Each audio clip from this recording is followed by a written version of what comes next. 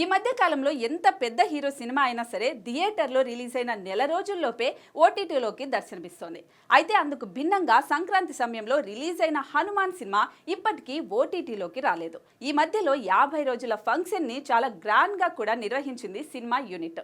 అయినా కూడా హనుమాన్ ఓటీటీలోకి అప్డేట్ మాత్రం ఇంకా రాలేదు.